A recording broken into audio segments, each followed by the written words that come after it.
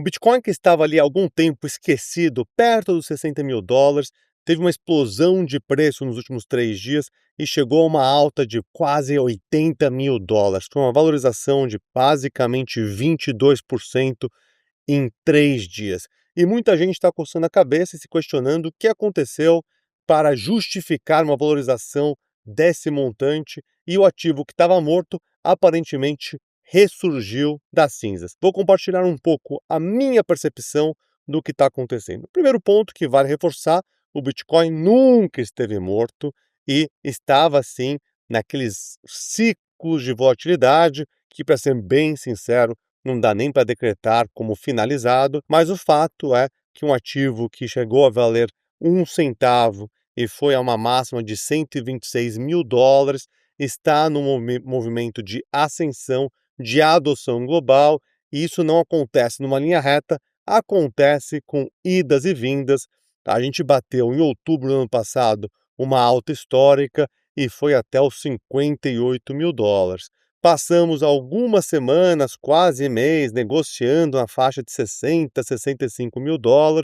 Parecia que estava tudo esquecido, a volatilidade estava baixa e vimos aí em 3 dias um movimento bastante agressivo de preço. Então, no fundo, o Bitcoin não estava morto, ele sempre anda nesses ciclos e, para quem está há bastante tempo na indústria, já entendeu como funciona.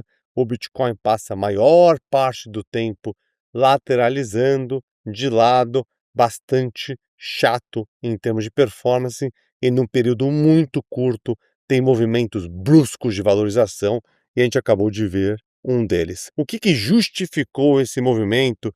E, de novo, sempre o mercado tenta achar algum tipo de narrativa, algum tipo de justificativa para entender ou explicar o que aconteceu. De novo, a minha percepção é de bastante longo prazo.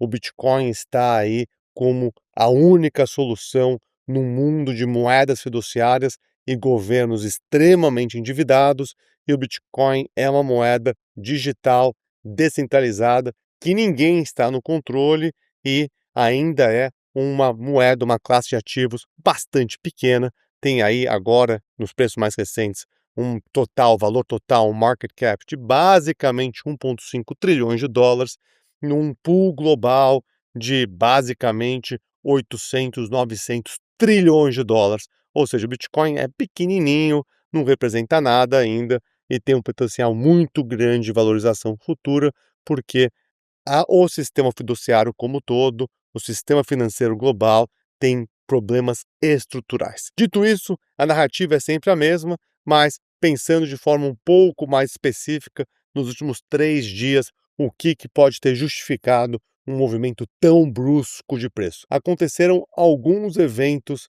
nesses últimos dias. O primeiro deles foi o Bassett, o secretário do Tesouro norte-americano, que decretou que o governo irá começar a fazer de fato, controle da curva de juros, porque os juros de longo prazo norte-americanos ficaram muito altos e insustentáveis. Eles vão fazer um controle, basicamente gerar pressão de compra no longo da curva, nos títulos de 10, 20, 30 anos e emitir mais a curto prazo. Ou seja, é algo que o Japão já vem fazendo há muito tempo. O governo norte-americano já fez de diversas formas, mas não de forma tão explícita, e basicamente o mercado leu as entrelinhas. A situação do governo norte-americano está bastante delicada, tem 40 trilhões de dólares de dívida, um budget que é deficitário e está tendo que fazer manobras financeiras para conseguir controlar aí o valor da taxa de juros de longo prazo.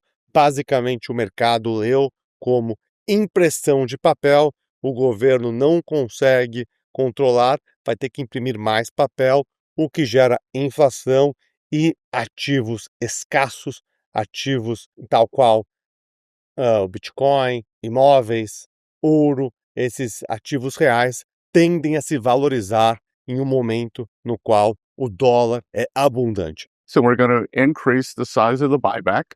And, Sarah, I would note that it could be more than the $4 billion per issue.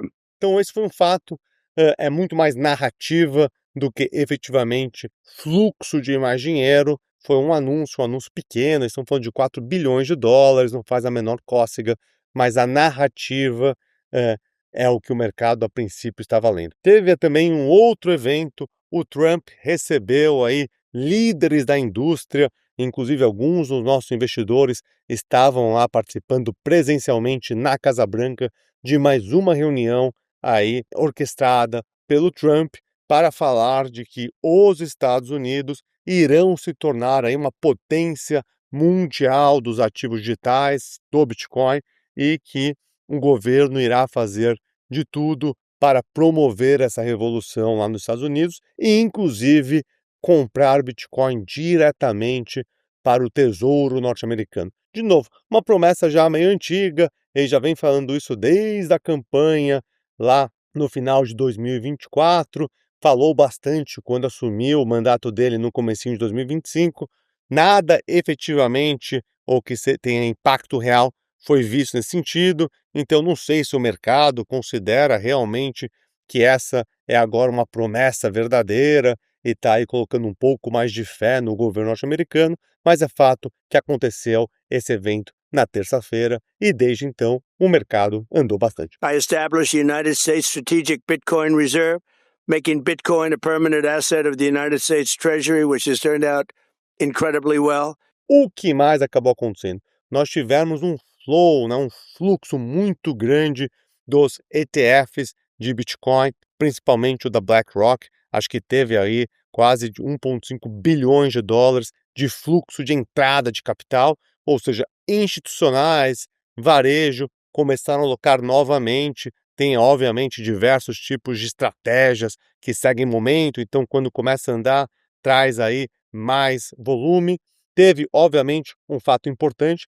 Para quem não lembra, no dia 10 de outubro, quando o Bitcoin começou essa correção, que no fundo foi quase 50%, saindo de 126 mil dólares para mínimas perto de 58 mil dólares, no dia 10 de outubro, uma famigerada sexta-feira, houve ali uma liquidação em cascata, que à época foi tida como a maior liquidação, ou seja, tinham vários investidores que estavam alavancados, apostando numa alta do Bitcoin, e naquela sexta-feira houve uma correção e muitos foram liquidados. E começou aí uma ressaca do mercado que vem se estendendo basicamente desde meados de outubro. Agora, nessa terça-feira, foi o oposto. Tinha muita gente que estava numa posição vendida no Bitcoin, apostando que o Bitcoin iria cair de preço e fazendo tal posição de maneira alavancada. E o que aconteceu foi, teve aí um dos maiores eventos de liquidação de investidores que estavam vendidos, shorteados no Bitcoin.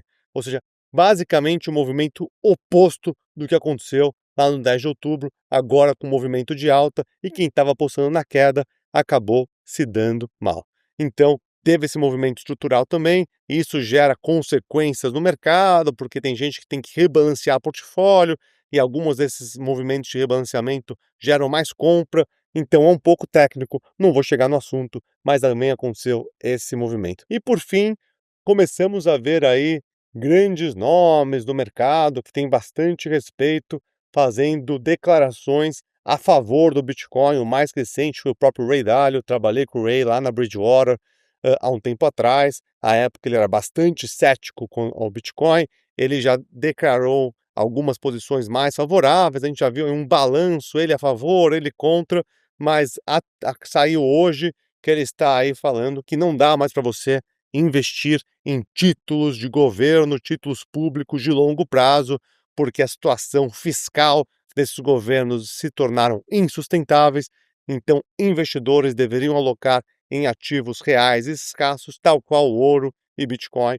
Então, basicamente, tem uma voz grande falando a favor, outras vieram com argumentos parecidos. De novo, essa é a tese do Bitcoin há mais de 10 anos. Tem gente que está chegando agora nesse movimento um pouco atrasado, mas ainda bastante cedo. Como eu disse, o Bitcoin ainda é uma classe de ativo, uma moeda de basicamente 1,5 trilhões de dólares nos preços atuais, num mar de liquidez global, num mar de ativos ao redor do mundo. Então, tem bastante possibilidade de ganho e captura de valor ao longo do tempo. Então, é mais ou menos isso. De novo, muito difícil você apontar uma única razão. A verdade é que foi um movimento de bastante alta, bastante expressivo. Não é a primeira vez que aconteceu isso no Bitcoin. O Bitcoin tem essa tendência, ele anda de lado por muito tempo e de repente tem movimentos bruscos, ou para cima ou para baixo. Dessa vez foi para cima, obviamente o que mostra que a moeda não morreu,